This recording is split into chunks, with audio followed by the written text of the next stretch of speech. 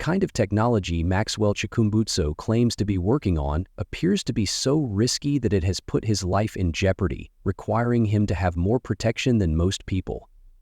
He states that it's not about showing off, but once you see how revolutionary his technology is, you will understand why it poses a threat to certain companies. If you see my breakthrough innovations, I'm not trying to boast, no, not at all, but our technology can be applied to almost anything. It can function in a car, a television, or even a light bulb. This is something that shakes up the entire energy industry, almost like rewriting history. Many believe this cannot be done. Several companies have approached me trying to buy the technology, telling me to step away from it completely. Towards the end of this video, we will share one of Maxwell's interviews where he elaborates on these threats in his own words. Maxwell himself has mentioned in interviews that his life is in danger, and when you examine what his invention could accomplish, it's not hard to see why. His microsonic energy device claims to offer free and unlimited power, a technology that has the potential to dismantle major oil corporations, the battery industry, and every other form of energy production we depend on today. If it proves successful, it would shift the global power dynamic, placing Maxwell at the center of a free energy revolution, something many powerful organizations do not want to happen. This has resulted in serious consequences for Maxwell. He asserts that while he was in the United States, there was an attempt on his life that led to him being hospitalized. He recalls being poisoned at that time, which tragically led to the passing of Dr. Teddy in January 2017. He survived, as he says, by the grace of God. This incident not only impacted his health, leading to the loss of one of his organs, but also resulted in the death of his key business partner. But it doesn't end there. Investors who believed in Maxwell's work have also faced unfortunate fates under mysterious conditions. For example, Genius, whom we mentioned earlier, died in a suspicious accident, allegedly orchestrated by unknown individuals. The man who initially funded Maxwell with $120,000 was also poisoned. Now, less than 3 years later, another key investor, Janby, has passed away as well. Genius died in 2020, didn't he? Yes.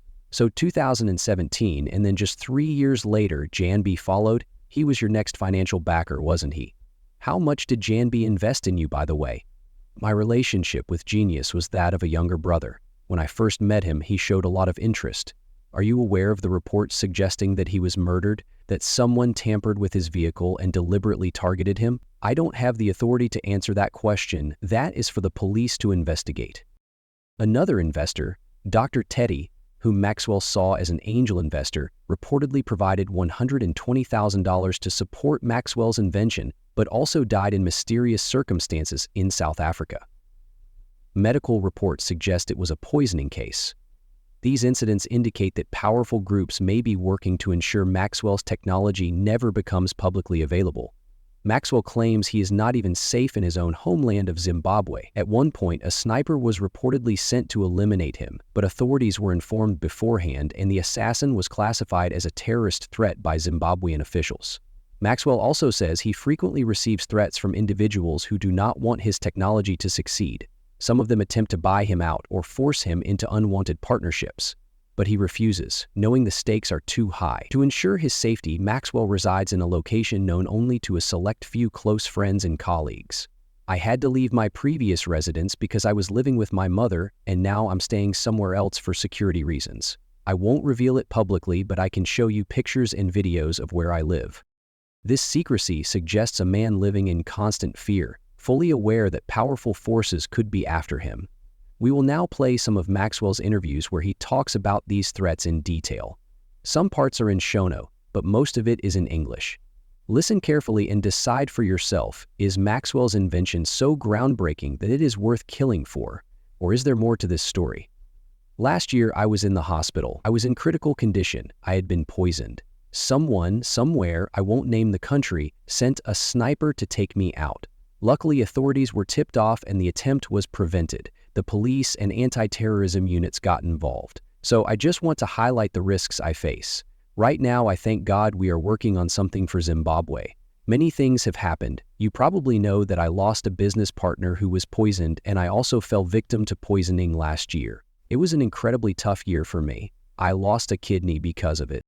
So, the business partner you lost, was it the Angolan investor who provided funding?